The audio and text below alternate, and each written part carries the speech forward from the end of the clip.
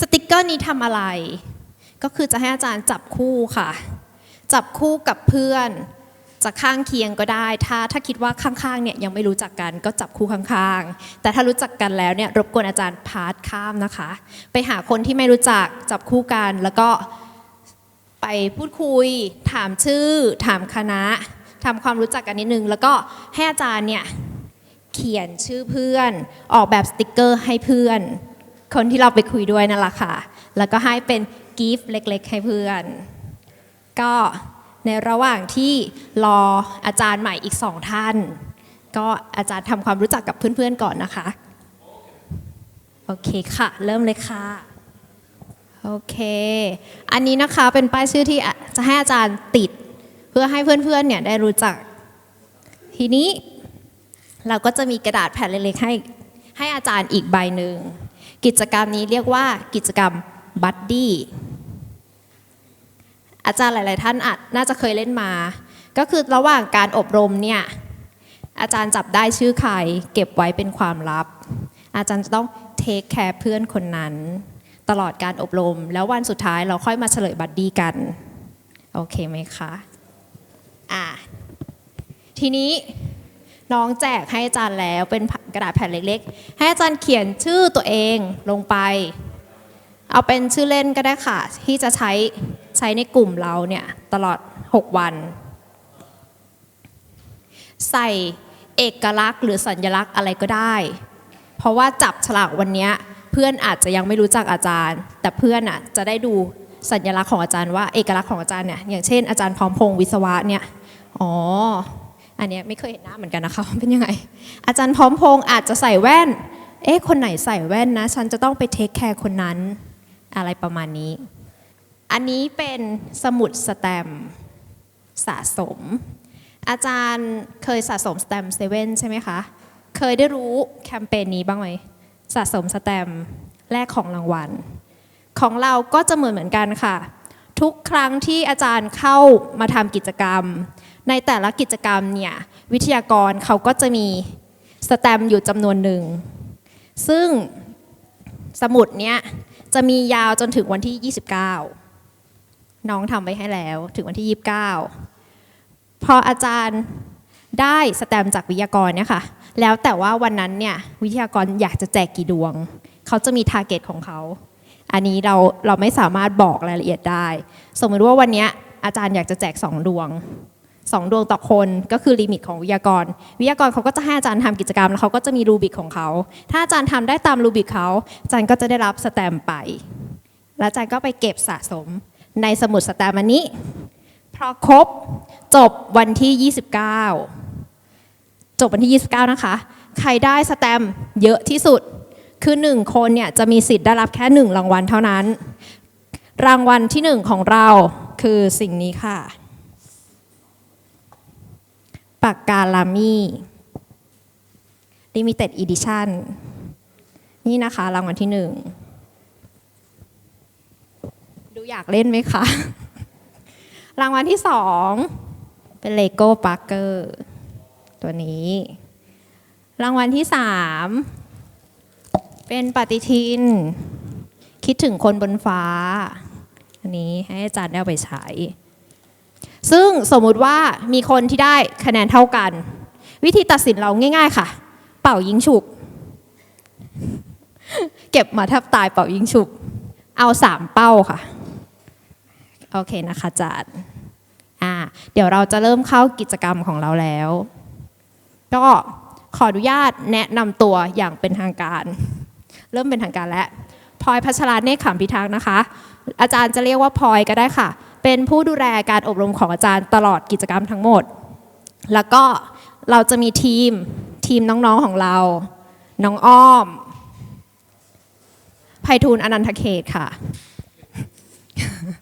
น้องนัตตี้ค่ะณัฐวุฒิคุ้มทองมีน้องเมตตาจะเป็นคนคอยเก็บภาพแล้วก็เรคคอร์ดวิดีโอให้ภาพสวยๆเนื้อหาการอบรมหรือแม้แต่กระทั่งข่าวสารทุกอย่างเนี่ยน้องจะเป็นคนอัพให้อาจารย์ซึ่งน้องจะบอกช่องทางการติดต่อในเพจของเซลล์ไว้ให้ถ้าอาจารย์อยากได้สไลด์ตัวไหนสามารถติดต่อขอที่น้องได้หรือไม่ก็เข้าไปดาวน์โหลดที่เพจเซลล์อะค่ะ ค่ะแล้วก็คนสำคัญที่สุดผอ.ของเราเลยอาจารย์กฤติกาตันประเสริฐค่ะ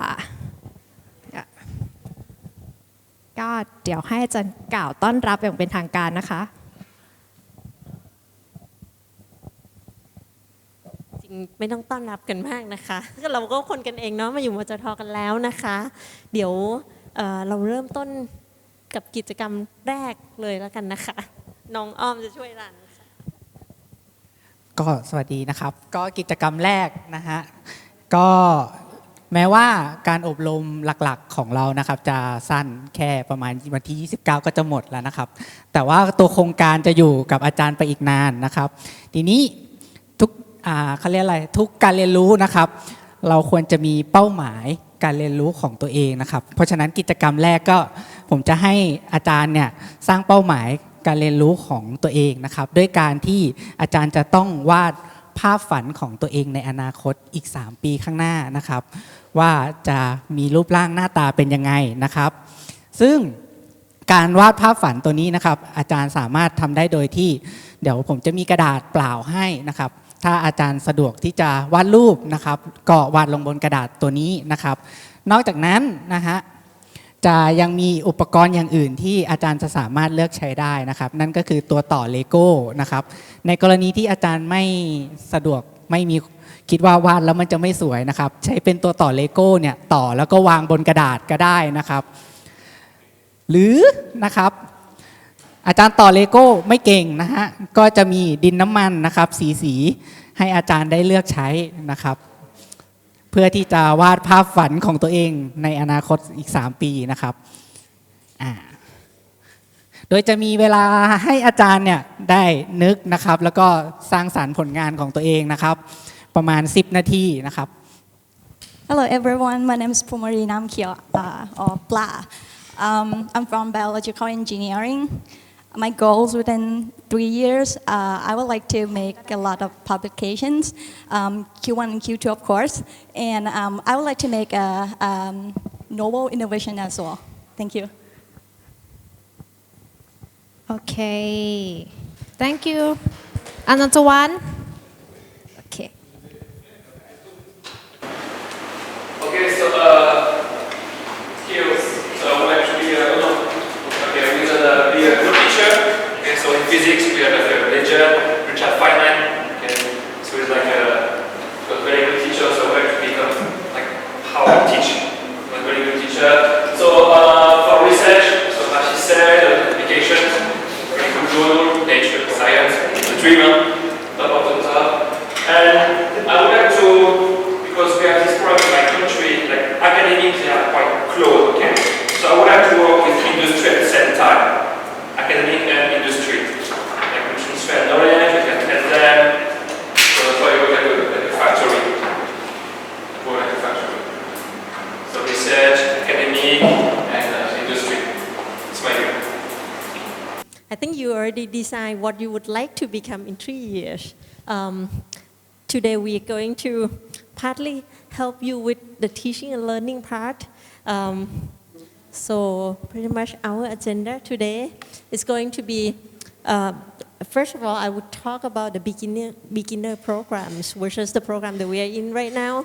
So we talk about kind of an expectation of within these 2 years, from the time you sign the contract, within the first 2 years, what we expect.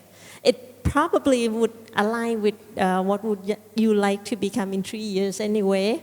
And we talk about that through the competence in PSF. I will talk a little bit of what PSF would be. And then we talk about the program details of what we have to do. Then after this part is more like an orientation. Then later on we talk about outcome-based education, which is, I see it as a educational philosophies that KMUTT is using to run the education within our university. It's called outcome-based education. So it would be nice to have a little idea of what is that, and then you could apply it to your own teaching. So, okay, before we go on to talk about PSF, this is like the kind of a rationale of why we develop a PSF. This is where KMUTT is heading. It's in 5 years, 10 years, and 40 years. It's actually starting of 5 years is probably 2 years ago. So I would reduce this down by 2. So that would be in 3 years. We would like to be the best science and tech teaching university in Thailand. That's why KMUTT PSF is important, and that's why all of you are here, because we wanted to start you out in the teaching career as well, because I know that you all trained very well in teaching and in research already, but some of you have some experience teaching, some of you have a lot of experience. So if you already have a lot of experience, this program is still be useful, maybe not too much to you, but to your peers of sharing the experience as well. And then the next stop, 5 years after the first milestone, is to be the best 3 science and tech entrepreneurial university in ASEAN. And then this is our like a long-term goal of close to 40 years would be the most impactful science and technology university in Asia. So that's where we are heading to. So that's why the university developed the competence of teacher. We actually developed this. We are not the first university that developed this kind of PSF. It comes from professional standard framework. We put KMUTT in front to say that it's ours. But this is actually short for KMUTT PSF for teaching and supporting learning. We also have other PSF as well. The one that we are launching next, not we as Learning Institute, but we as a university, is for research. And then I think eventually we'll develop another one called PSF for service, academic service as well. But the goal for this KMUTT PSF is to improve learning quality of our students. Even though PSF talk about the competence of teacher, our main goal, the ultimate goal, is to help students, which is the heart of the university. And the objective of this, when we develop the PSF, we think it would be a self-assessment guide, so you know that you are on the right track with the university of how we want it to go. It's a guideline for performance expectation and formal recognition. I will talk a little bit more on formal recognition in the next slide. And then it can be a standard practice and professionalism as one of our core value of the university is professionalism. And that's one way of showing how we are a professional teacher, and of course encourage continuous development. We as a Learning Institute, as Center for Effective for Learning and Teaching, we are looking at PSF as a guideline to develop programs to help faculty members. So, and here are the pathway. Pretty much we have the beginner, which is this program is aiming to develop. The beginner would be, or the expectation is for you to understand how you would support learning. You don't have to be effective. Right now we understand that teaching is, for me, I have been teaching for more than 10 years. I believe that every time you start a new class, it's like a whole new experience. So we don't, especially for you who start teaching just this semester, we expect you to understand how you support learning. It doesn't have to be effective yet, but you kind of accumulate your experience so that you can go to the next step of the second one is competent, and it would be effective support learning. So when you are at the competent level, we expect that you try to teach well, and some of your process is effective, which means you also have to measure your effectiveness as well. And then later on, these two are kind of a mandate for faculty members, especially those of you who have the title of Ajahn. And then the next one would be proficient. When we look at proficient, we look at it as highly accomplished as a professional expert. And then mastery level, which is optional, and I don't think everyone would get to this one, but if everyone get to this would be nice. For mastery level, we expect a high impact contribution to professional, community, and society. So let's see what's the mandate in the university. For those of you who just joined the university as a new faculty members, from the time you sign the contract, you have 2 years to develop your competence to be beginner. And once you become a beginner, there are 3 more years to develop your competency up to competent level, to level 2. So, and these are the component of PSF, pretty much divided into 3 parts. One is knowledge, one is activities, and the other one is values.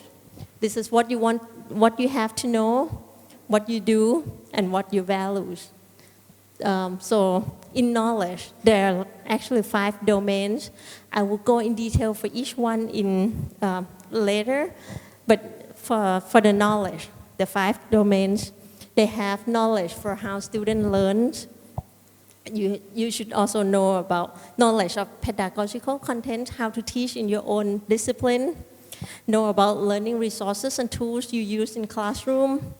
The 4th one is curriculum design. And the 5th one, which is not expected as a beginner, is knowledge of higher education system and the quality. You probably heard of quality assurance. Quality assurance is one of the processes that deal with quality. In terms of activities, there are 4 parts of activities. Of course, you design the course, you teach, you assess student, and the last one, which is not expected right now for the first 2 years, is to contribute back to education development. And for values, there are 3 things. The first one is, of course, the student is the heart of our university, so be compassionate and care for our students. And then you look at yourself, continuous development of yourself.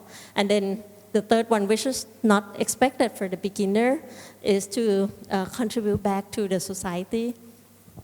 Let's look at each one of these in terms of, in summary.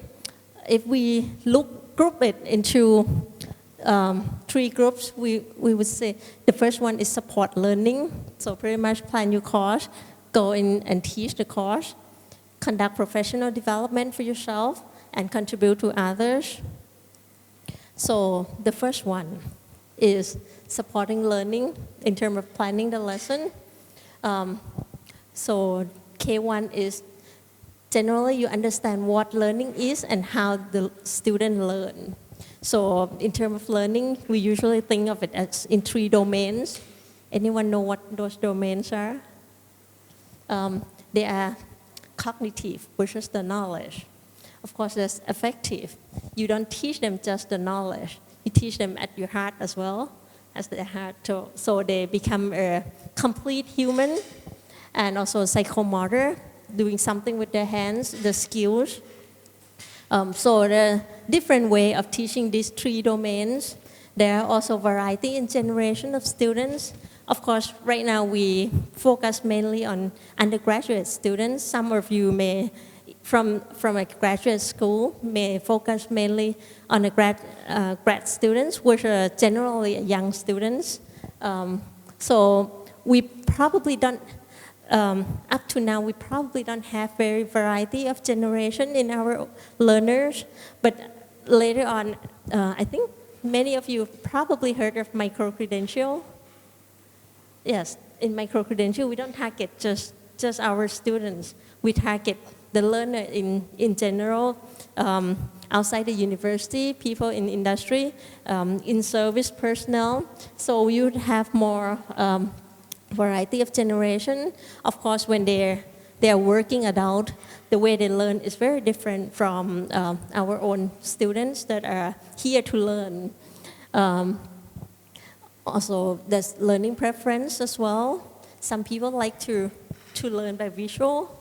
Some people like to listen. Some people have to do something in order to learn. So there are various kinds of learning.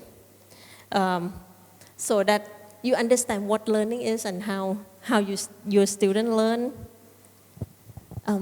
For another thing, for planning a lesson, you understand the content. This part we don't worry much about our faculty member to understand the content they teach, but the more difficult part is you have to understand it well enough to identify the main concept.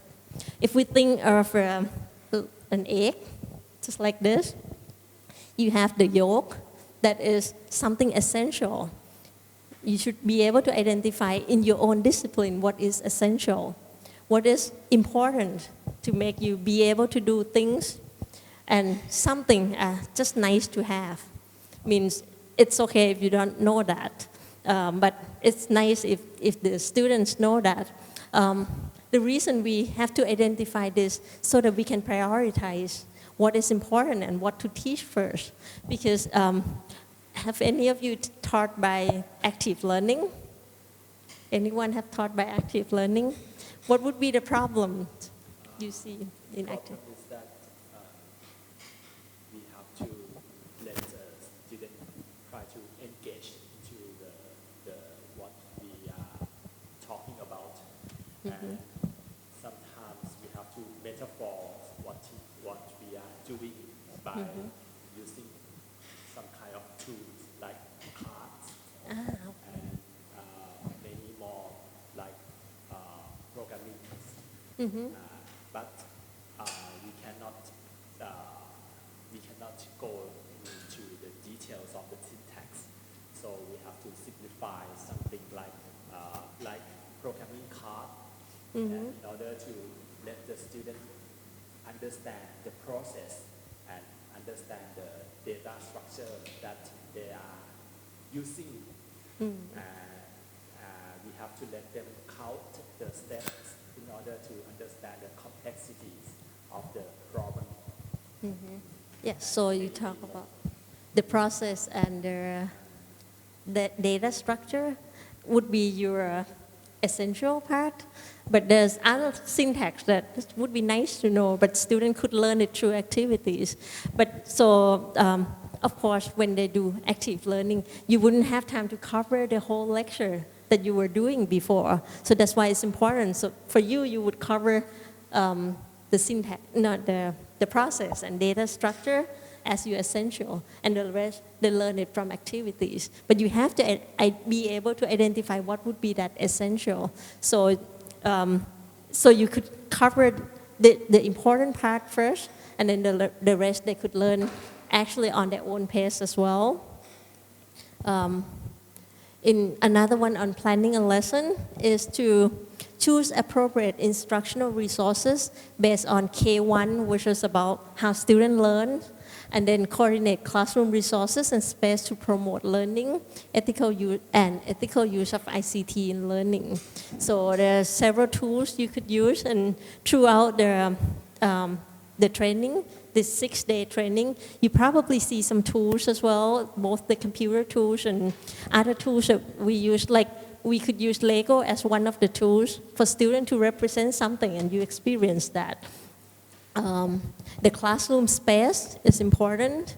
Sometimes just changing the way the classroom layout is helps students learn. So all this that can put into teaching as well. Another thing of planning a lesson is A1, activity 1, is design course structure, activities, assessment, and lesson sequence based on CLO is course learning outcome that are explicit, challenge, and achievable. We look at this as 3 things. We have an objective, a learning outcome here, which is explicit, challenging, and achievable. Not too easy for students because they get bored when they do things too easy. Not too difficult because they think that they couldn't reach that. So you have course learning outcome. Then you decide what your assessment would be to know that students achieve that learning outcome, and then the way you would teach that. Okay, and now for supporting learning, in terms of when you go in the class and teach the class, of course, we would like you to identify the teaching strategy or teaching approach to support achievement of learning outcome and to promote inclusive and positive student engagement. So if you understand how student learns, you probably know better of how would you attract the students, how would you engage them into the class. Of course, once you teach them, you need to assess to make sure that they learn what you want them to learn. So identify a range of timely and effective assessment. Timely means it's still the feedback from the assessment when it go back to students, it's still in time for them to be able to improve their learning. And effective means it can really measure the learning outcome. And of course, when you are with students, we ask you to be concerned with students, both academic problems. Of course, they came up to you in the class and asked academic questions, but also the non-academic problems as well.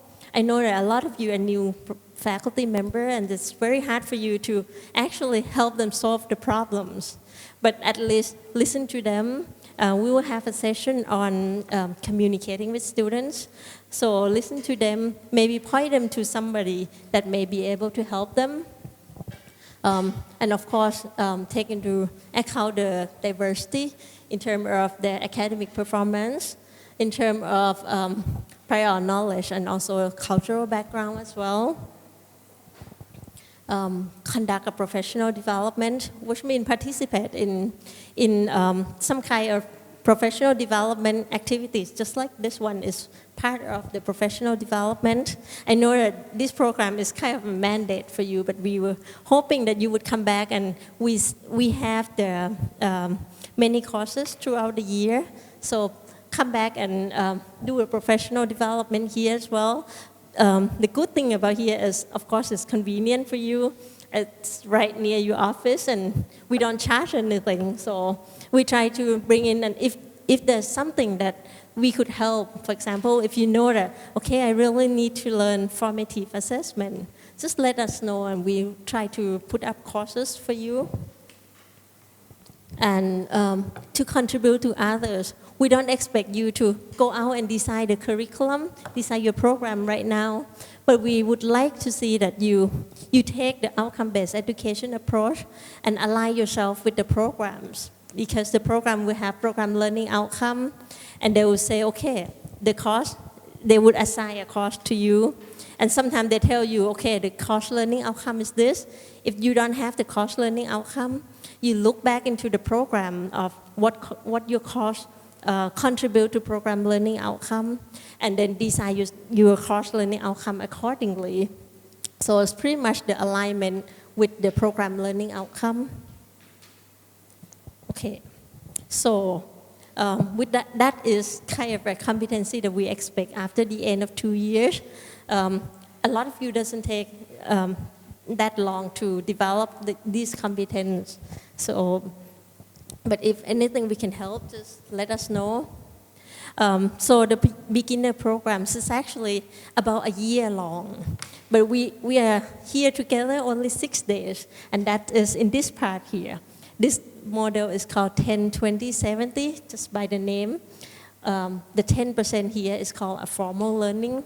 We sit here in this class right here for 6 days, and that's about 10% of the whole programs. Today we learn about outcome-based education. We'll have teaching learning approach, assessing learning outcome. We have tech for teaching, teacher spirit communication, and LEB2. Any of you know LEB2 or have been to the training already? Or have used the LEB2? Anyone have used them? Okay, 1, 2, we got 3 people. Okay, but were you from the last cohort? Okay, so you have already gone through the training as well, and you're new for this one. Have you been to the training for the LEB2? You just use them.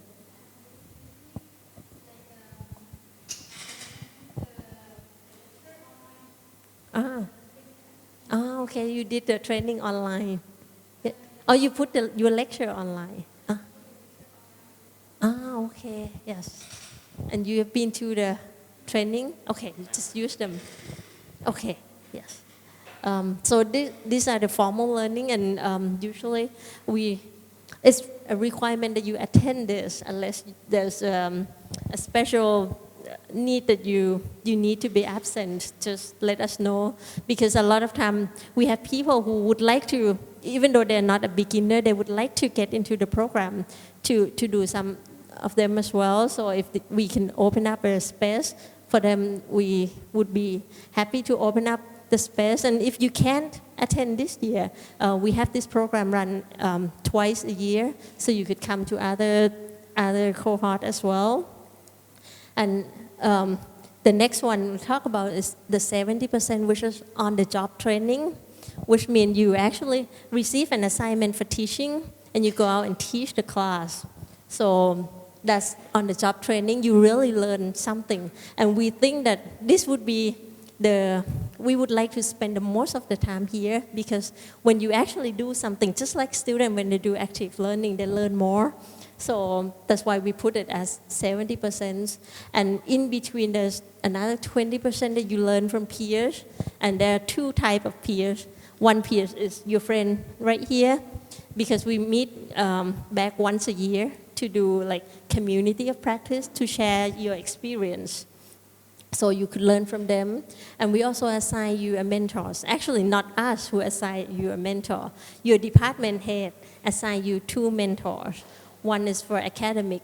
This one would be in the same area, academic area as you are. So they could help you looking at the academic side when you teach. Another mentor is on teaching. So they have expertise in teaching, and they would look at how you teach and then give you a feedback on that. So you could learn from the mentors too. That's the social learning. So these are the process of what you do. So we actually here the pink one is for the beginner. The blue one is for the mentor. So the purple one is when both of you meet.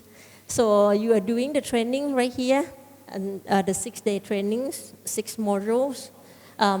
We are also in the process of recruiting the mentor, and we have the mentor orientation as well. So they come out here, I believe it's next week. The mentor program is next week on the 29th, 25th. Huh? Oh, December 2nd. Okay. December 2nd, we have the mentor orientation, and we would like to bring you as well to meet with the mentor. It's always easier if you meet the first time here, because you don't have to go and find who is your mentor. Of course, your academic mentor is you kind of know each other because you're very likely in the same department, but mentor for teaching usually come from a different department. So it would be nice if you could be here and meet with them even for a brief period of time. And then you go on to teach your class. The mentor would come into your class from time to time to observe your class. Usually at the beginning we have this mentor to kind of be there to see if you have the competence of beginner, but we realize that not all the mentor would like that job. They would like to provide you with feedback so that they see, because we believe that when somebody is sitting in the class, they look at the class at a different angle from you. So it's like a mirror to reflect back to you what your teaching is. So, and there's always, your mentor is generally very busy, so it would be nice for the new faculty member to call them up sometime and say, well, we would like you to come to our class and to my class and help us provide a feedback or give us recommendation of how we would like to teach. And I think that would be a good approach. Otherwise, we repeat this 2 times. Otherwise, when we get here at the end, some mentor will say, well, I never realized I have to go to your class. I forgot about it. Then we have to repeat this process again. So it's better that you call them and then ask them to be observing your class. At the end of each semester, for this, we would like you to meet with the mentor. Some mentor would like to sit in your class, and at the end of the class, they would go talk to you and then give you feedback right away. If they do that, probably this meeting is not necessary. But some mentor would go into your class and then leave early, so you didn't get to meet them. And then if you miss this meeting at the end, then there's no feedback given to you. It's like the feedback is not timely. So if you know it at the end of the programs, there's nothing you could change really within the program. So it's better if you don't meet with them at the end of the class, you meet with them at the end of semester. And when we repeat the process, and then we formally meet here again at the end, but wouldn't be the whole class like this, but would be just you and the mentor to give a formal feedback, and we collect all those feedback, put it into a letter and give it to human resource development. And also during the semester that you teach, we would like you to meet with us once. We try to put up the community of practice twice a semester, so you could choose to come in one of the community of practice, and we have them for both semesters. So the to-do list, to summarize, is to attend the programs. And also the materials of the program, we try to put it on LEB2. And I think we have somebody here has checked for you that I think almost but one, probably you, I'm not sure which one, that doesn't have access to LEB2. Which one? Oh, he moved there. Okay. So did you solve the problem with them? Okay. You call the LEB2? Mm-hmm. Okay, yes. Okay. If you need us to send you materials, you can leave us an email and we'll do that if you haven't had an access to. Okay? So everything is put under the LEB2. Make sure you plan with the mentors, call them up, remind them to come and observe your class, and then attend COPs once a semester, and then attend the feedback session at the end. Also, one thing we would like to do in this period of 6 modules that we are together, I would like for at the end of certain course, certain modules, we would like you to write a reflective essay. You know what reflective essay is? Okay. It's kind of tell a little bit of summarize of what you do during that course and analyze what you feel, what you learn, and then what you plan to do with the knowledge you get from the course. It's pretty much 3 things, a summarize of what the event is about, your critical will on it. You could analyze, evaluate it, and then what's next, just the 3 parts. And then we would like you to write an essay on 5 things. Would be the OBE, outcome-based education session today, the teacher spirit and student diversity. These are 2 days modules. And open communication with students, teaching approach for learning outcome and assessment of learning outcome, and technology for teaching and learning 101. And all these 5 are in LEB2 as an assessment. When you're done writing the essay, just put it on the LEB2. The next topic would be about outcome-based education. The learning outcome of this part, about hour and a half or 2 hours, is about explaining the basic concept of outcome-based education. I don't think we expect you to know everything about outcome-based education because it's not something easy to grasp the idea at first. So we would like you to get pretty much the concept first, and then you would integrate this concept to what will be learned in the next 4 or 5 modules, so you could use in your teaching.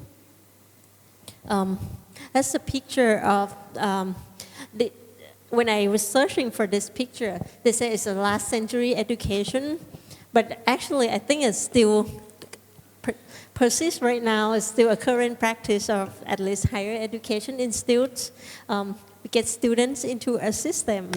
We drain out all the creativity, discipline, intelligence, and produce the same graduates at the same time. So everyone has the same amount of time within the education before they go out.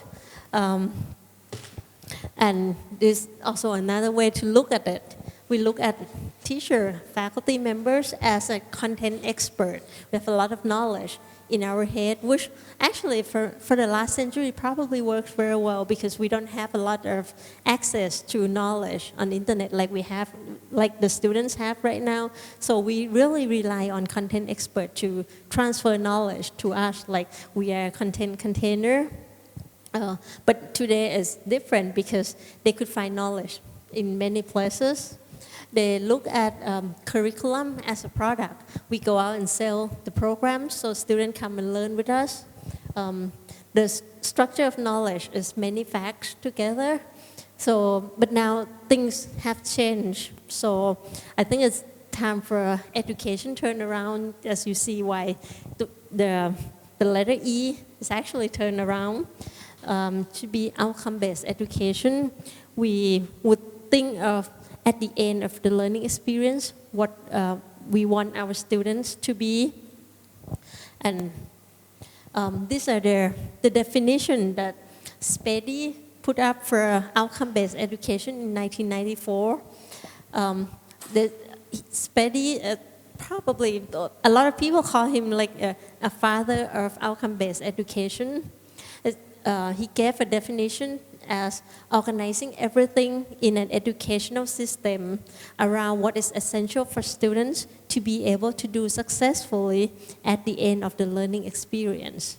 So you have what you want students to learn, what you want students to be able to do at the end of learning experience. The learning experience could be a class, could be a semester, could be a program. So, but you organize things around it, organize your process around that learning outcome. So we look at, it was a good definition once you understand what outcome-based education is. So I kind of like this picture and the next slide better because this picture represents the learning outcome, which is the ultimate goals of the learning experience. And then is the path to success by design as opposed to by fluke. So a lot of time in the old time we would think, okay, we teach student this and my colleague would teach that and then another colleague would teach another things and then the student probably at the end they would become somebody we would like them to be. But this would be by design, so you design all the process to make sure that the learning outcome is achieved. So we look also, when I was trying to see what outcome-based education is, and I find this phrase, and I think it helped me understand, at least for me, to understand the outcome-based education better. It's a product-defined process, and we define product. If you remember that yellow picture, the product was a curriculum. But the product here is actually a learning outcome, what students must be able to do after the learning experience. Define a process. So once we define this, then the product itself defines what we have to do in order for students to achieve that. That's my view of outcome-based education. And in outcome-based education, there are three premises that we have to kind of keep in mind, and that's from SPEDI as well. The first one is differentiate learning. We have to believe that all students can learn and succeed, but not all at the same time or in the same way. You remember at the beginning when I asked you to think of what you would like to become at the end of 3 years. And we would say, okay, you could represent that by drawing, you could represent that by using Lego, or you could represent it by using a little model clay. So it's really up to you. You're presenting the same thing, but in a different way. Somebody is good at drawing, they would like to choose the drawing. Somebody is not good at drawing, they could represent better by Lego. So that's there are many ways for students to learn and to express that they have learned that. And we have to believe that, well, of course, students has different intelligence in certain things. So some students get the concept very fast and go on very fast. Some students go very slowly. So they would eventually achieve what you want them to be able to do, but not at the same time. I remember my first experience with problem-based learning, which is one of the active learning, was a workshop at the university here. And it was run by a professor in med school. And so we listen to it, and then we sit in a group and we discuss, and we say, well, we believe that the students would do that because they are med students. So they, in general, are a better student. They are more intelligent, and they like to study more. So it works for them, but I'm not sure if it worked for us. But if we go in with that idea, I don't think active learning would work very well. We have to believe that it would work for our students too, and our students could learn that way too. So that's the first premise that we have to think of. The second one is high quality teaching. We believe that successful learning promote even more successful learning, but it all starts with teaching. Well, teaching doesn't mean stand up here and lecture. I would think that today we have activities throughout the process. So if I stand here lecturing about outcome-based education, I think you would probably get a very superficial concept of it. But if you do activities, you would learn better, and that create a better learning. So it should start with a high-quality teaching as well. The last premise is learning environment. We believe that learning environment is important. Learning environment is not just physical, it's everything. It could be a learning resource, a tool, an atmosphere in general. In the same place, but different atmosphere would be a very different things. And we believe that the university and also the faculty member are the one who control many of the condition of the environment of learning. So that's why we would have class on tech for teach and other things for building the environment as well. Like communicating students is one of the way to build an atmosphere around the students, and university and faculty member control those environment. So you are the key person in outcome-based education as well.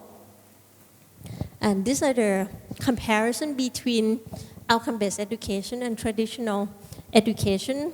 First of all, outcome-based education focus on learning, while traditional focus on purely teaching, very much lecturing. We realize that lecture is not a bad idea. Lecture sometimes is still necessary, but it's just lecture alone doesn't get students to achieve the learning outcome. So we still believe in both lecture and active learning, a blended of both. But the focus is not what you give students, but it's what students can do at the end of their learning experience. Outcome-based education begins with learning outcome. Traditional education begins with teaching activities. Teaching objective. If you remember, we probably would say we want students to understand certain concepts. Instead, learning outcome would be you want students to be able to do something. We know that it's understanding, but what would the student do to show that they understand it? So that's learning outcome. Outcome-based education is individual teaching and learning, not one size fit all. So it can be different. Like I said earlier, that students are different. Everyone is different. So you would have individual learning. It doesn't mean you have to go to of course, the class size of 300, you wouldn't be able to deal with students one by one, but you have various way of students. For example, assessment, maybe exam would work for a bulk of students, but there are some students that probably exam doesn't work, but he can actually do what you want them to do, but cannot prove through exam. So there should be other way of assessment as well. I was talking to, my mother actually worked for a foundation called Pradapot. I'm not sure if you know it. Anyone know what that is? It's a school that gives second chance for students. So they take students from maybe a Hill tribe, somebody who probably couldn't go through a higher education, and train them vocationally.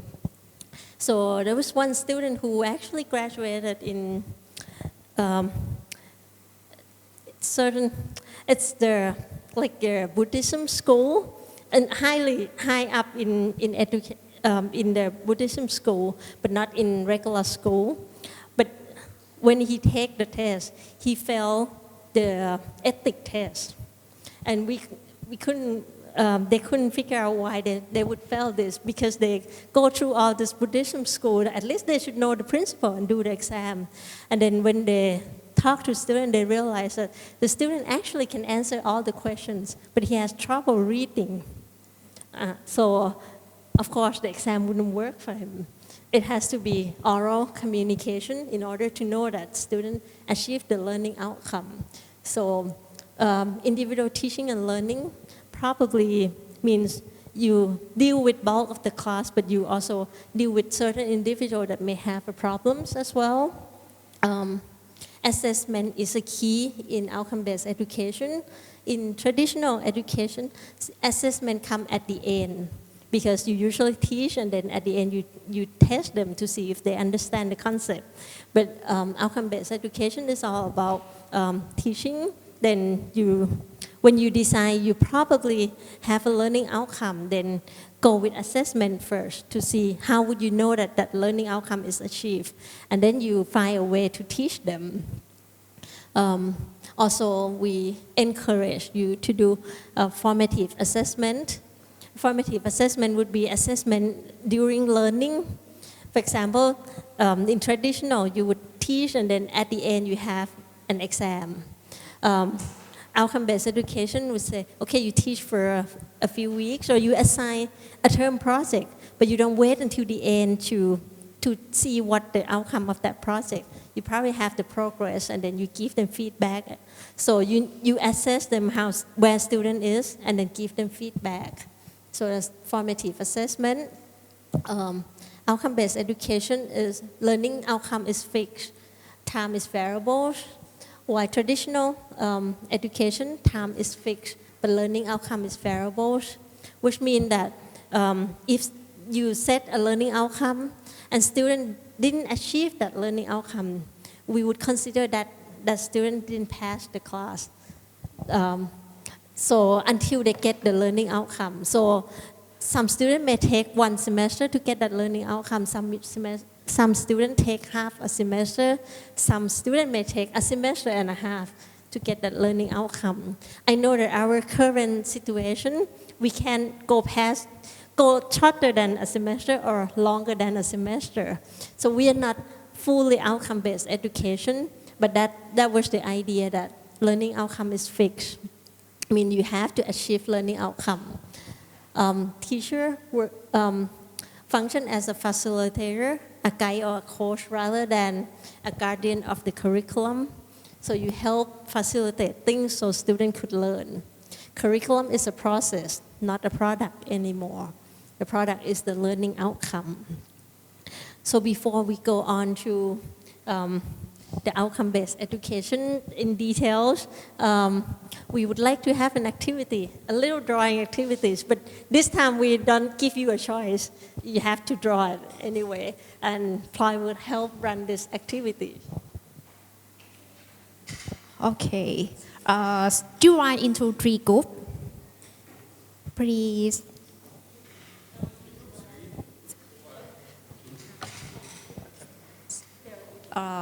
working 5 or 6 people per one group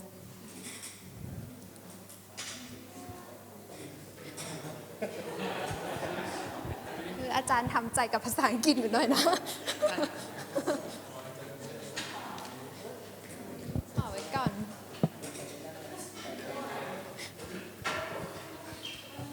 one more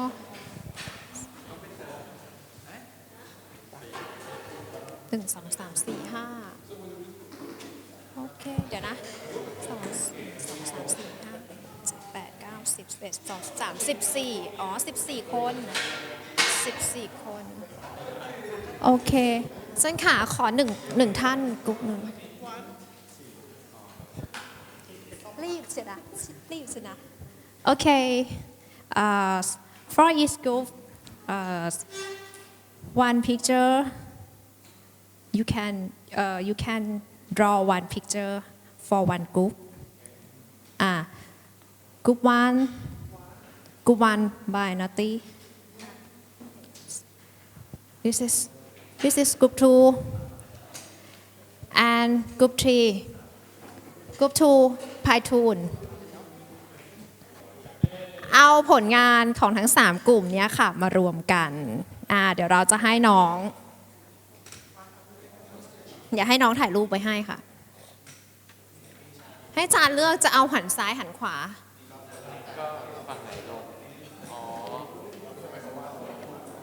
จะหันทางไหนก็ได้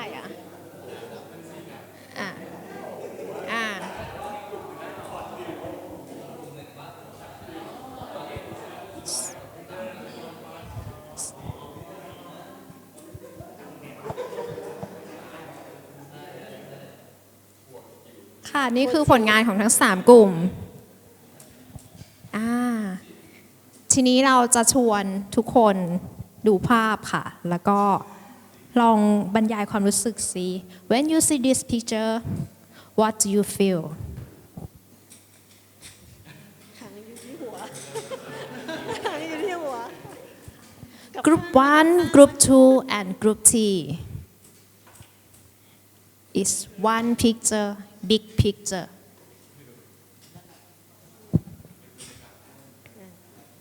อาจารย์อยากกลับพลิกให้โอเคเอาถ่ายใหม่เอาไม่ได้แล้วไม่เป็นไรสายไม่ถึง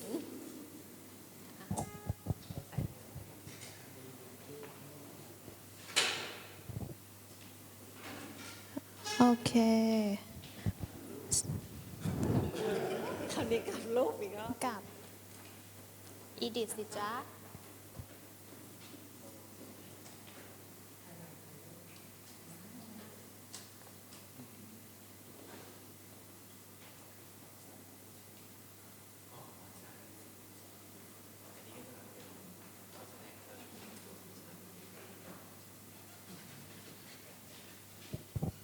Okay.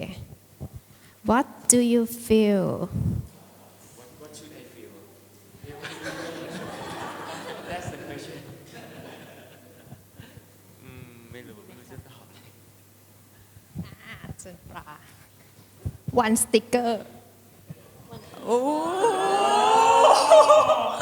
Well, apparently it seemed like every group is drawing part of elephant, and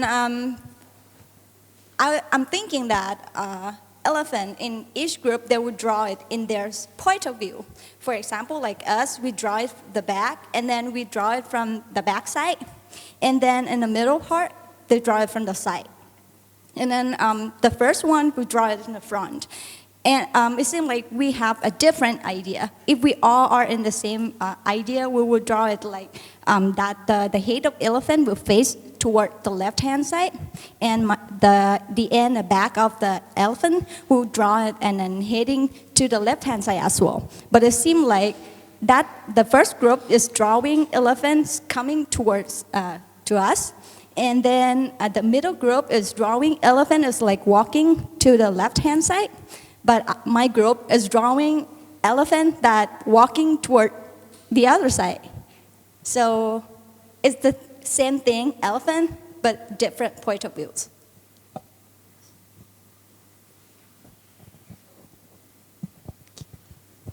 Anyone else? Ooh, one sticker. I don't know. So for me, I feel like if I take a look to each individual part, it's like the elephant express its emotion in different way as well. Like the for our group, when it lift up its trunk, it's like probably it might be happy or want to scare other animals somehow. And the first one, I feel like it's not like an elephant, but I feel like when I take a look at this, it's like from Nohara Shinosuke picture on his elephant in the manga Crayon Shin-chan, rather than the elephant there, and yeah, somehow like that. But I feel like it's the so high of creativity is that for even though from different groups, but it can combine to elephant with kind of different emotion and different acts like that.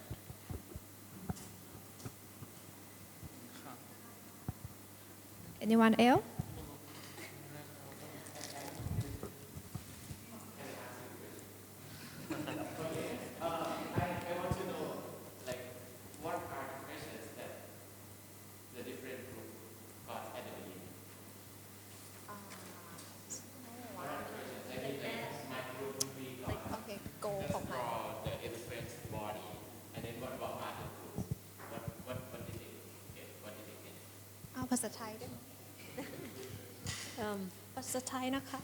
So this group would get I tell them to draw the back part of the elephant, and that group would be the head of the elephant.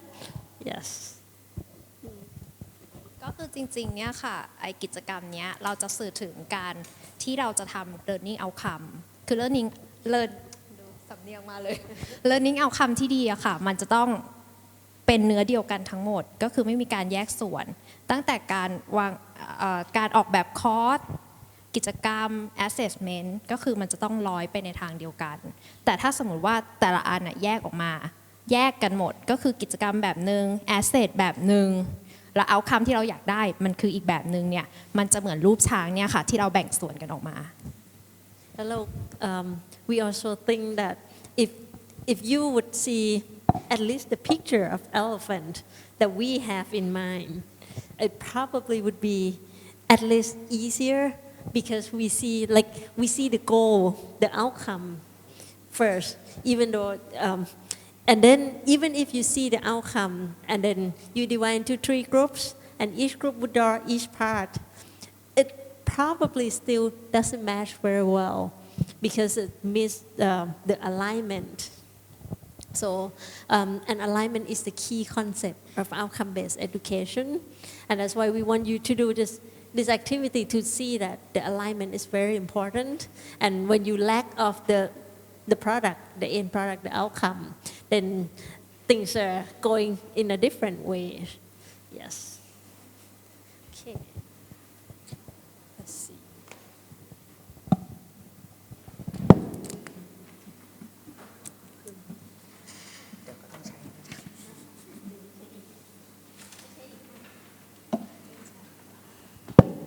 Okay. So that's come to the concept of alignment. The OBE key process is this thing here. First of all, you say what you want.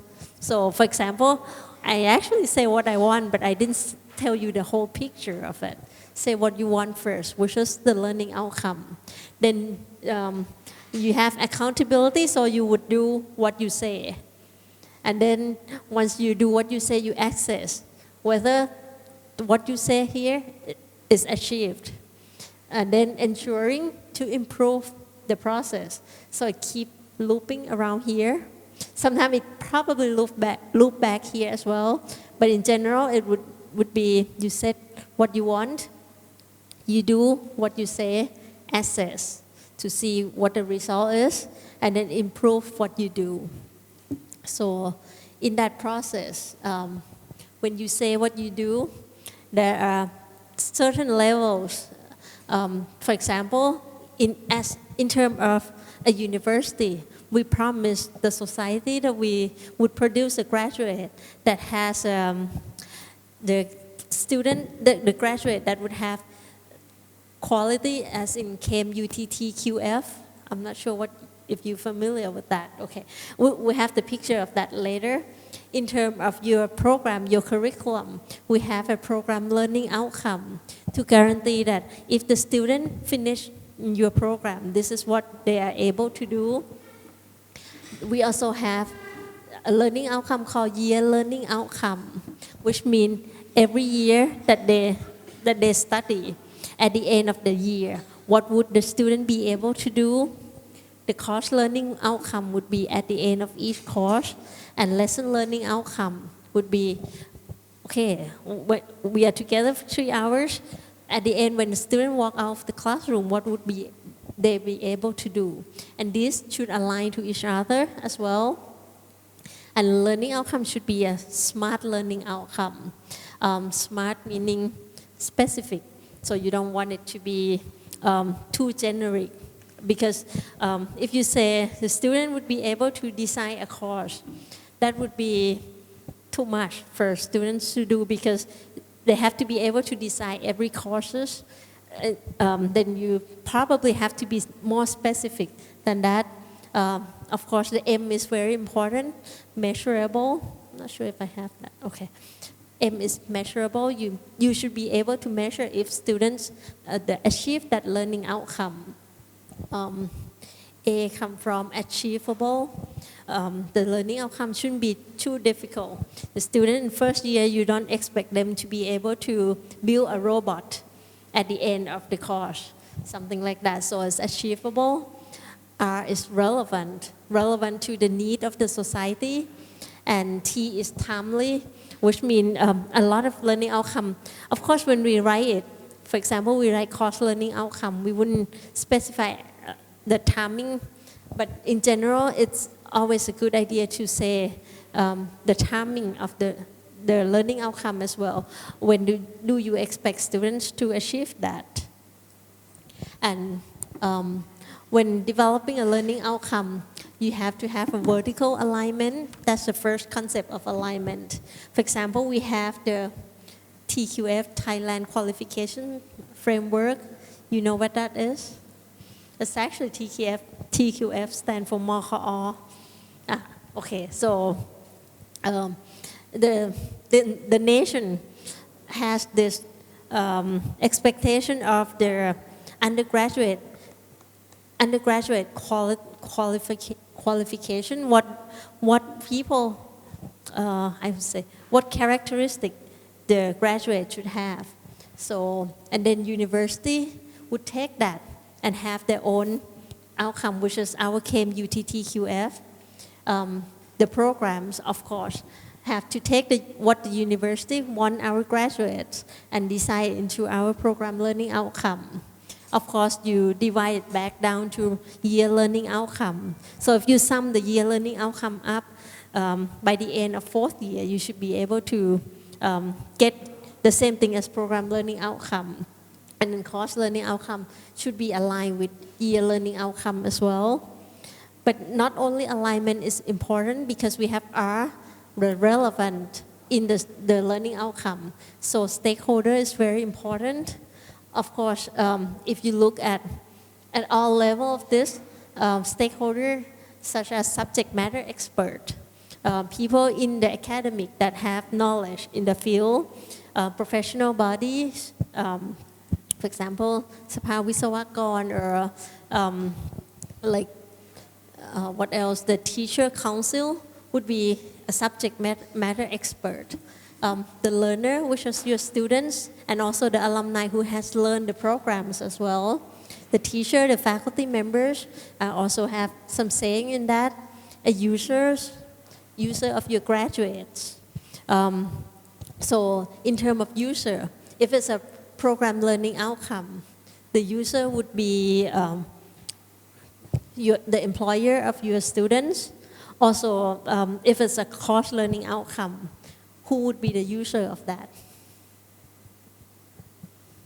If you are writing a course learning outcome, who you think as a user of the student who graduated from your course.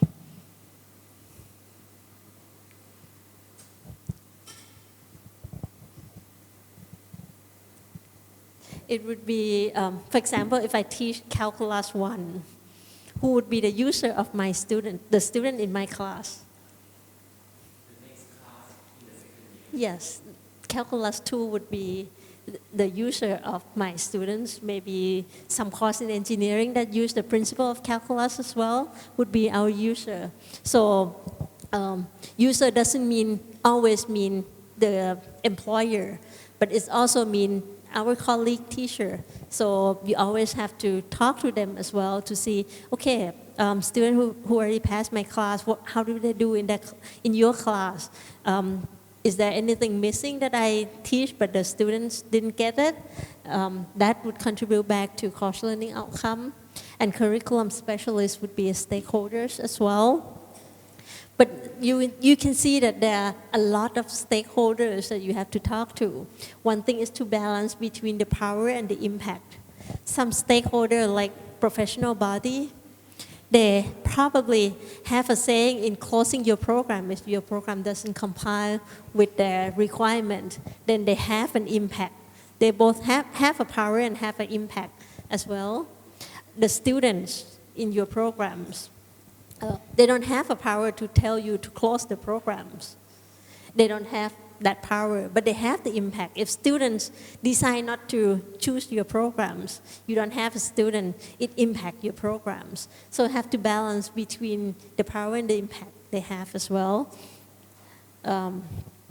These are the example of the alignment from TQF.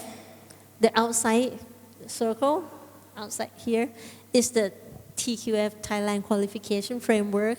They have pretty much 5 domains of learning. They have ethics, knowledge, cognitive skills, analytical and communication, and interpersonal and responsibility. And then KMUTT take that 5 domains and develop our own domain. So we have about 8 of them.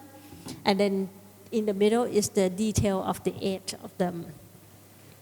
So, but pretty much to summarize our own from the KMUTT QF, we can look at it as we have at the core of it, our student will have to be able to think the various kind of thinking, like critical thinking, creative thinking, analytical thinking. They should be able to learn how to learn and be able to communicate. This is within their own self. Then once they master this, they expand it a little to be social responsibility, adaptability, and teamwork, be able to work with other people. And then if they master this, then the larger one would be a leadership. They would be able to lead others as well. So that's pretty much the KMUTT QF. You will see that there are so many of the QF, but in summarize, it's just this picture here. So the way you write learning outcome, have anyone written a learning outcome before for your program, your course? Okay, so you have done that? Yes? Okay. So you probably can help the rest as well. Learning outcome in general consists of 4 parts. The first part we call it a stem. We say who and when. For example, at the end of learning experience, the learner, so we tell when at the end of the learning experience, who, the learners. And then these are the keyword of the learning outcome. An action verb. Action verb should be observable, measurable. You should be able to observe if the students achieve the learning outcome through the action verb. Then the object, okay, what action is, and then qualifying phrase to make it more specific. I have one example here.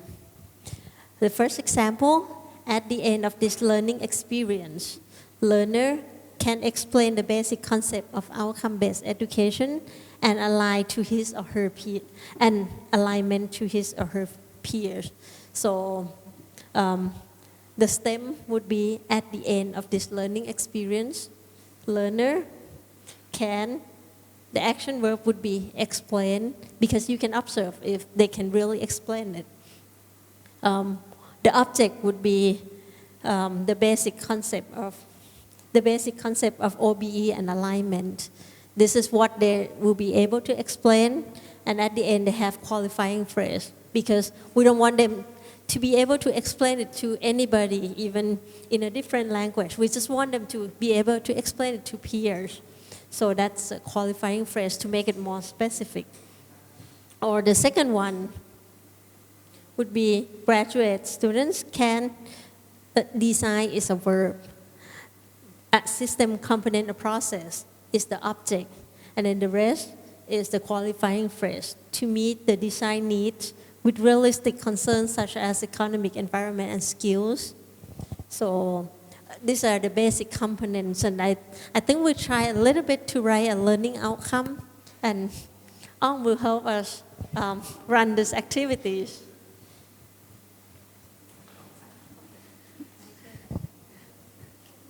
Okay, we have a writing learning outcome exercise.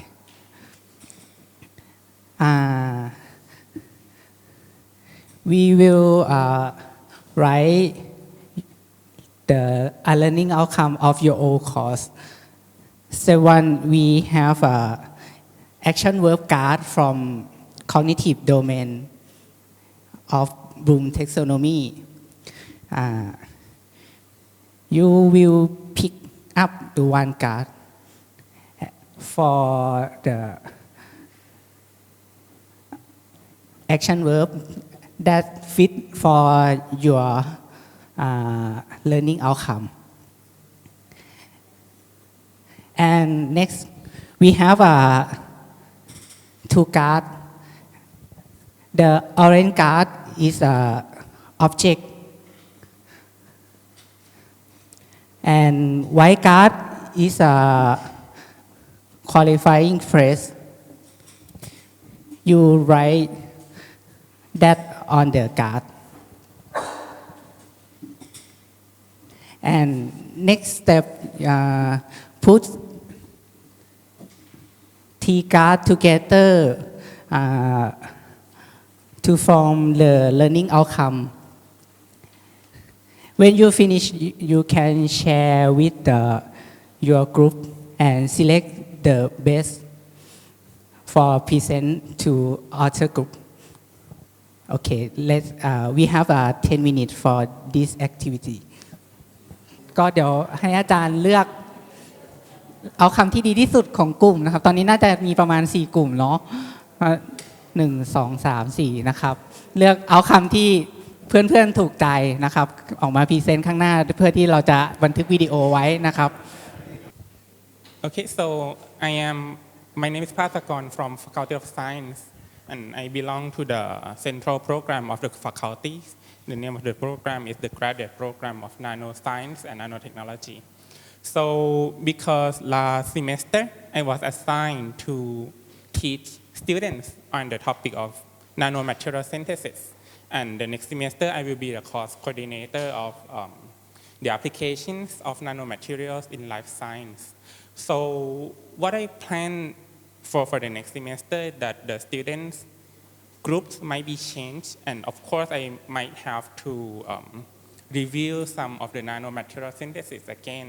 So I come up with the idea like what I mentioned, I showed here, that I aimed or I hope that the student who finish my lecture should be able to apply the basic concept of the nanomaterial synthesis to design the promising and novel materials for medical purposes, because as the name of the lecture, the course, that application of nanomaterials in life science.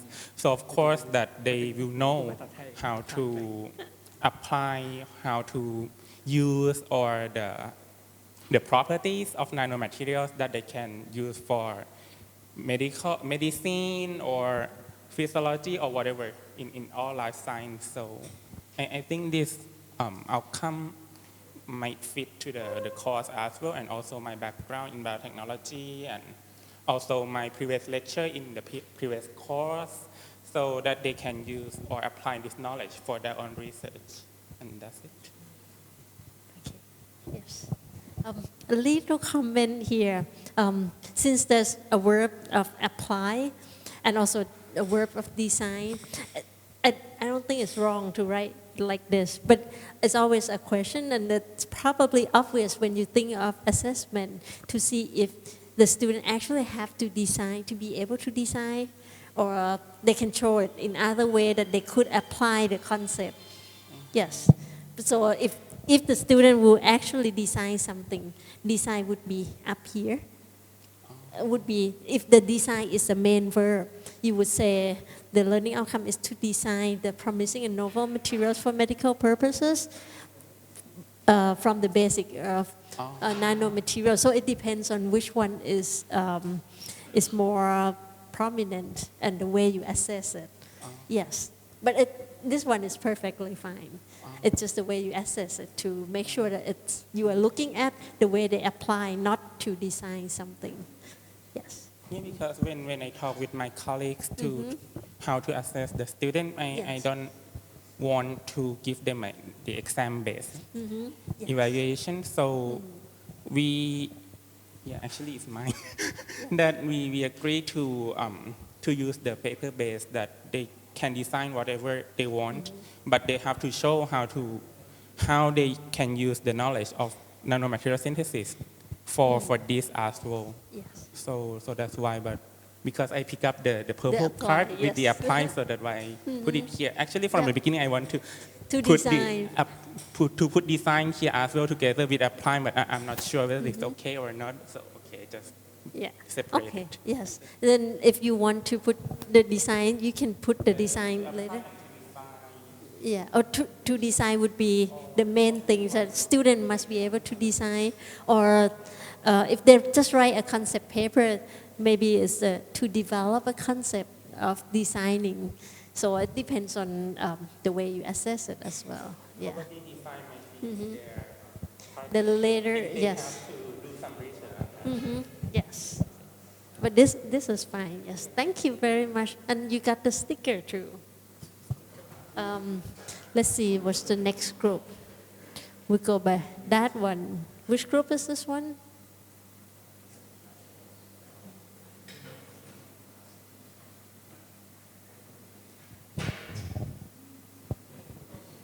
Hello, my name is Walin Vattanapan-Prom, and I'm teaching the data structure and algorithms subject this year.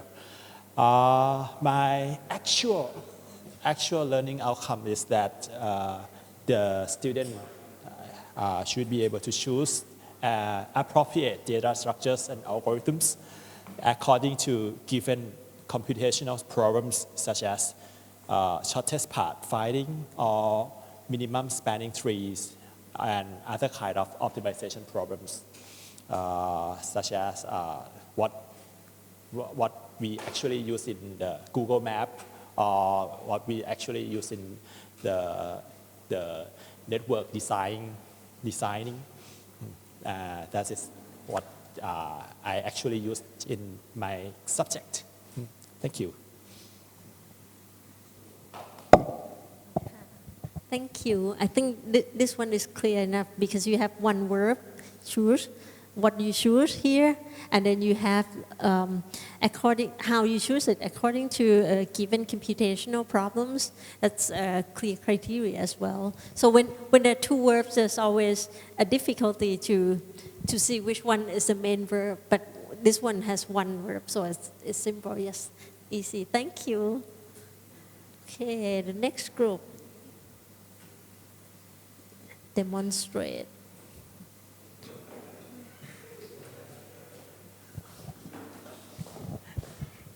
Actually, I'm not quite confident because it's very difficult to understand for me.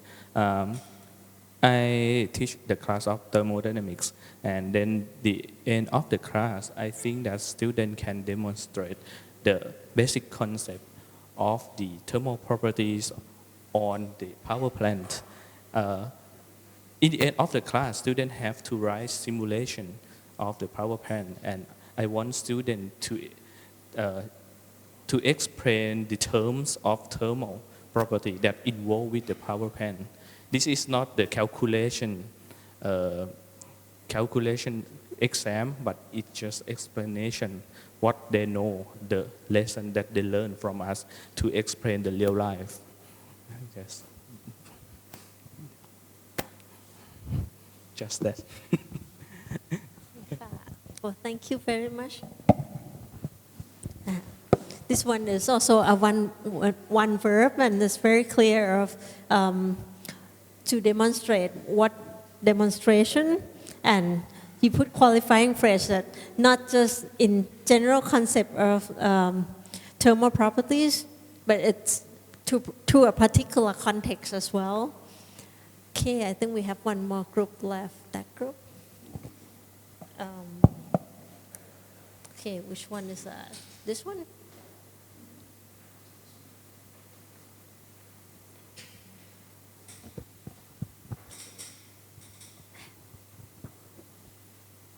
Where did it go? Oh, wait. Sorry.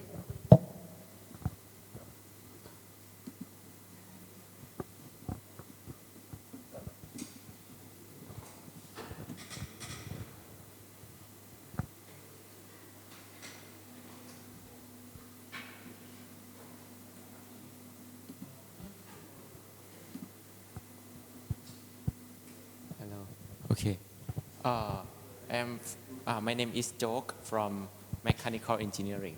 So then I think, okay, the first, my learning outcome is the student can explain the relation between gear and gear ratios to design a gearbox for any machines. So then I think my content is similar to the first group, that I have two verbs. So then what if I change it to the relation between gears and gearbox and gear ratio for, or maybe of any gearbox? So then is it enough? I don't know. It just changed the last one to like of a gearbox. Okay, that would work, because then you reduce it down to one verb. Yes. It's easy to tell which one is a dominant verb. Yes. Okay. So then, Yes. I mean, So it could be explain the relation between gears to gear ratio for a gearbox. for a gearbox, yes. So the assessment would be, okay, you given a gearbox and then, And then- have them explain Yes. about the ratio. Yes, the gears and gears ratio. Yes, that would be very clear too. Yes. Thank you. So this is self-check. You already adjusted. Thank you. Okay. Sorry, the wrong one. อะไรเนี่ย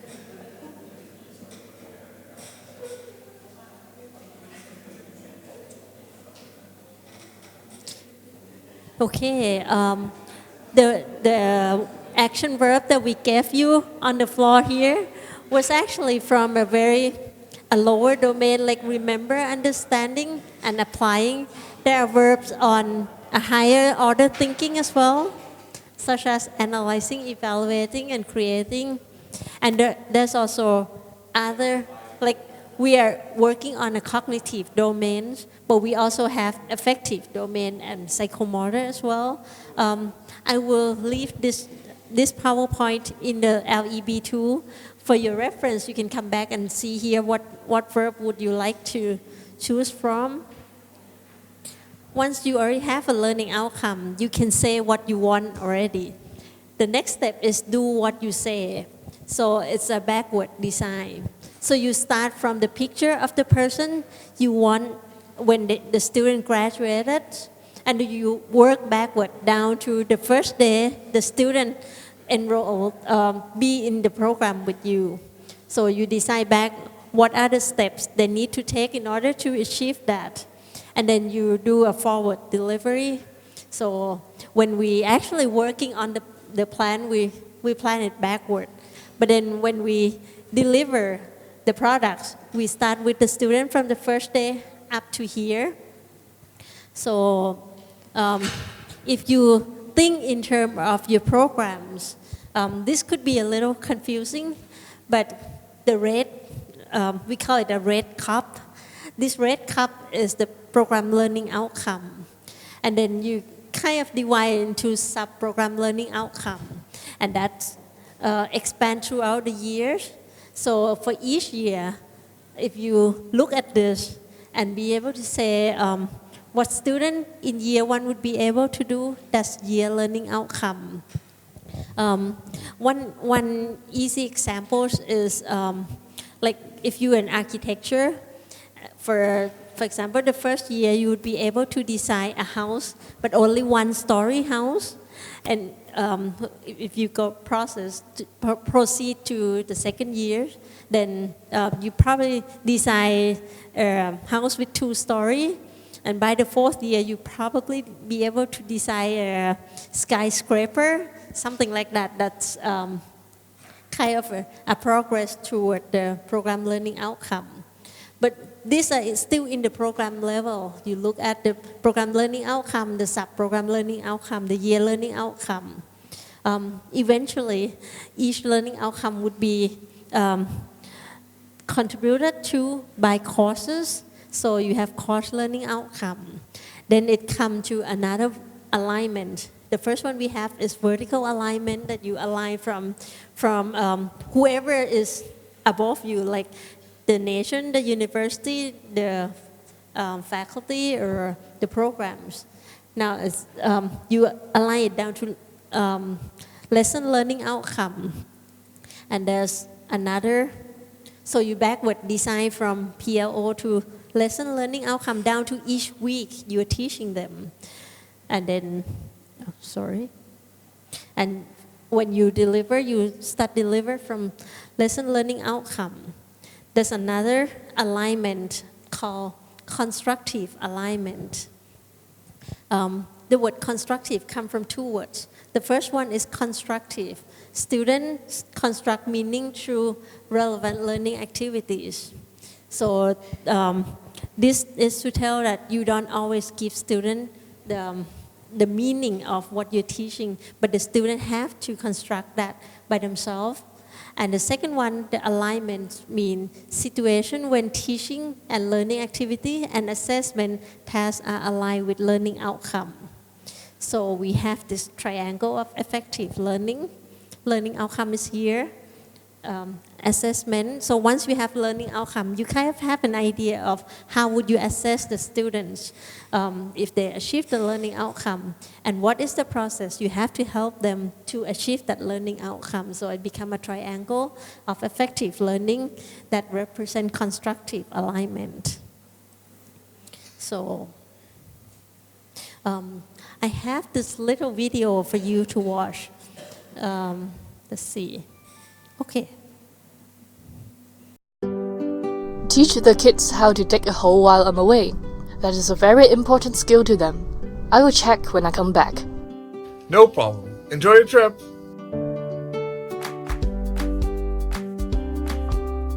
This is a very deep hole, a good option if you have something precious to hide.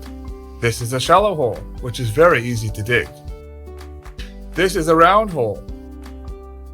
That is a square hole. This is a heart-shaped hole. This is a human-shaped hole. Pretty cool. Here are the tools invented by human beings. This is a shovel. This is a hoe. This is a post hole digger. This is a clamshell digger. Of course, we all have paws. They are pretty good for digging holes as well. These are the most famous holes in the world.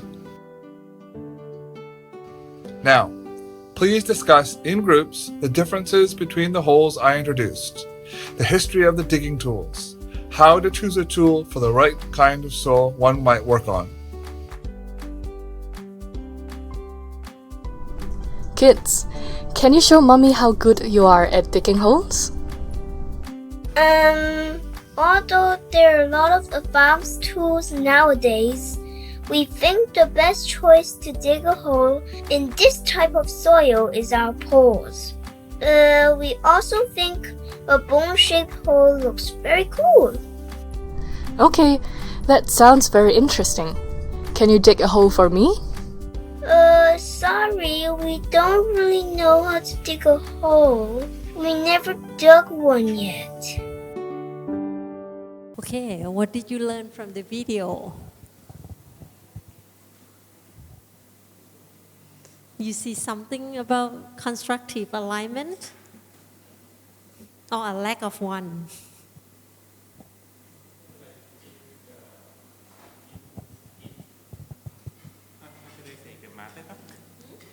I don't know the bigger one. If she really expect the mother dog, if she really expect her kids to be able to dig a hole, she should teach how to dig a hole. It's not like asking them to do something that she didn't teach. Yes, the father dog doesn't listen very well to the mother dog. So the father actually teach them, lecture them how about the holes, but never teach them how to dig the holes.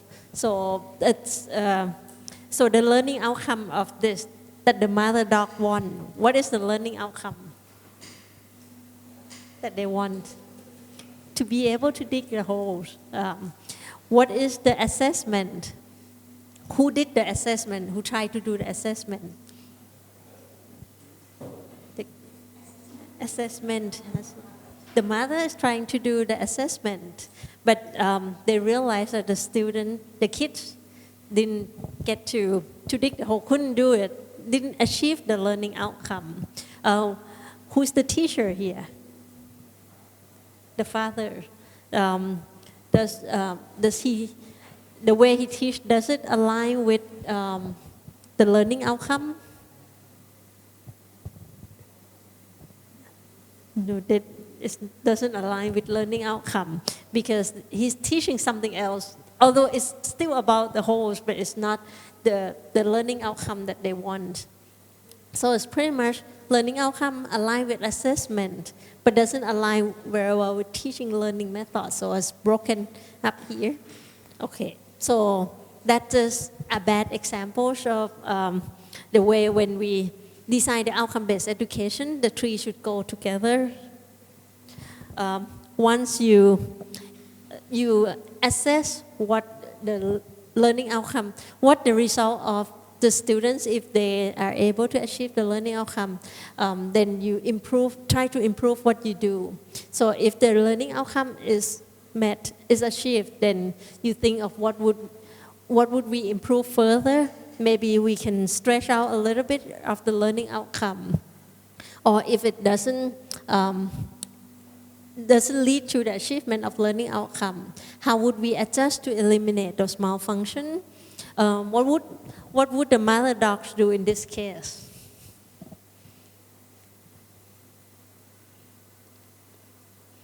Mother dog can be like a curriculum manager. Okay, we realize that the learning outcome is not achieved. What could we do?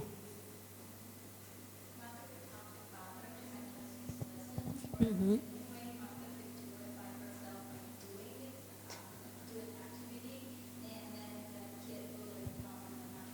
Yes, can either talk to the faculty members who misalign with the learning outcome, could teach by herself or change the teacher. That's one of the ways as well. So, but there's various ways, but that has to be a question to ask. Or how would we fix the student learning? Like the mother say, okay, since the father couldn't teach, I would teach it myself. Okay, so that's the way you improve, and then you keep going on that loop, go back to do it, and then assess it again. So, and that's the end of outcome-based education in the nutshell, really. So, anyone has questions? Yes.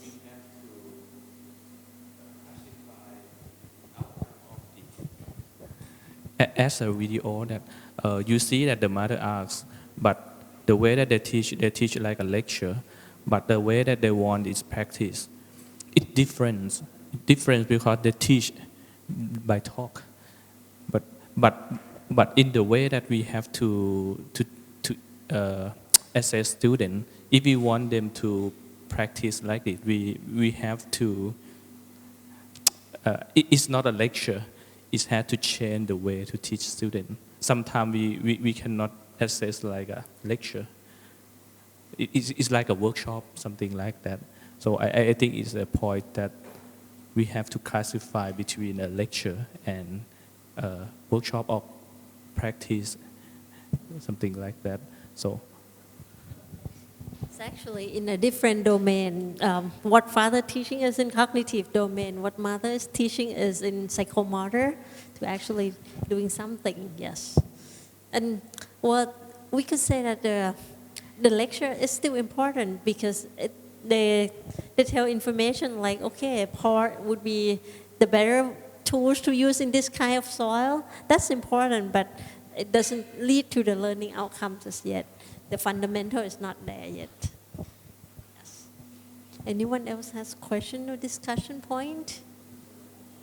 Yes. I just wonder, like, so normally when any courses here in KMUTT, let's say before it started, when the มค.3 อะครับ when some course coordinator prepare the TKF3 and assign the many lecturers in the course. So normally it's supposed to be a meeting of all lecturers or instructors before, right? I just want to make sure, yeah, in the ideal case, because in my case, when I was assigned last semester to give a lecture, it's somehow like the course coordinator just came to me and say, okay, please just teach this topic and just that. So the problem I faced in this semester is like in every lecture in every week, it's somehow like none of the instructors follow the learning outcomes. So it's somehow like it's not like the whole course help students to improve something together, but it's like a block that scatter everywhere and students know nothing about that. So, okay, just to make sure about this. Thank you. It would be a good practice. There would be cases like, for example, if I run a course and my course has like half a semester is a project, and then at the beginning I want to give them knowledge. I may invite different people to give a lecture on certain things, but I wrap it up with the project together. That would be one thing. But if it's all lecture, then it depends. If the course coordinator is very knowledgeable and try to pull them well planned of all the things, it may work, but it's better to talk together. Otherwise, it would be like that elephant. You can show him the elephant picture. Yeah. Well, let's talk. If not, then we would desire different things. Yeah. Even though we don't have the meeting beforehand, but for me, in the case of the elephant, I see no problem there because it expressed our imagination or creativity. That I feel like in that case, it's important for the research, but not for the learning or studying the class. So I think it depends, because if in the case of research and we do exactly the same kind of designing the learning outcome and whatever, I think it will block the creativity of the students. So that's kind of, I feel like it's risky to follow like only one way of educational system. So yeah, I think the elephant example might not be the best one to discuss about this, but probably this dog example might be better. Anyone else has questions? If not, we go home. Yes? Okay.